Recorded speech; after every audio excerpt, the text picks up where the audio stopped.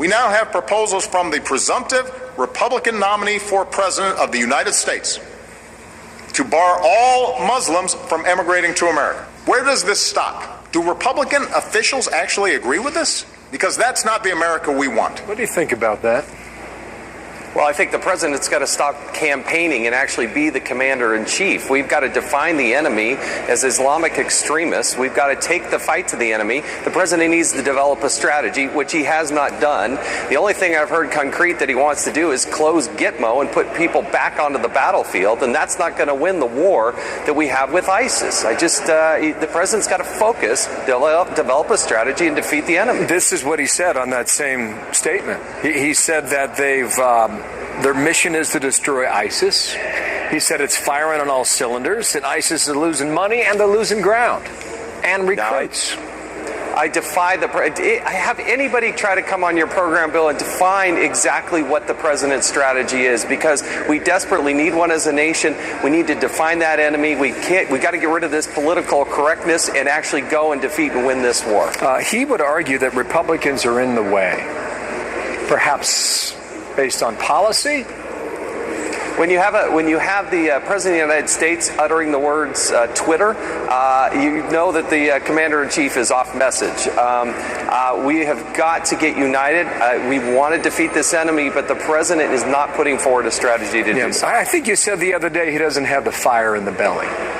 The fire in the belly is when he's focused. That's a pretty strong charge.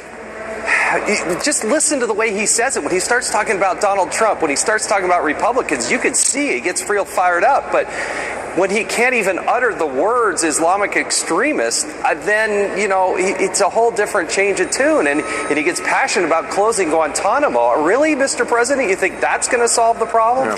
I disagree. There was a hearing yesterday. You took a vote on the IRS Commissioner, John Koskinen. This is something you've been on for years. What is the status of that story today? Well, we did pass out of the Oversight Committee a censure of the IRS Commissioner, Mr. Koskinen. We believe he should be resigned. If not, he should be fired. And we believe, as a sense of Congress, that he should lose his pension along the way. You can't come to Congress, provide false testimony. You can't come to Congress and tell us that you're taking care of this situation at the IRS and not follow through on that. And you certainly, when you have a subpoena, you have to follow through on that subpoena. It's not an optional exercise. So he needs to go if the IRS is going to get back on track. You want him to resign. I don't think that's going to happen. You want him censured?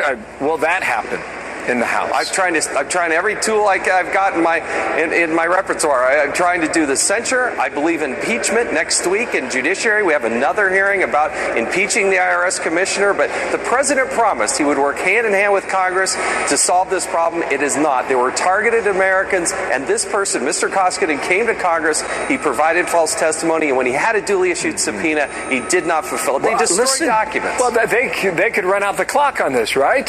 I mean, you've got 7 months right now, and if you get to January of next year, does this story just wither away? No, because the IRS Commissioner continues on. When President Obama leaves, the IRS Commissioner is still there because he was confirmed all the way through the end of 2017. Jason Chaffetz, thank you. The vote yesterday, and we'll see what happens now. Thank you for your time there. Live on Capitol Hill, that's the Utah Republican with us today. Thanks.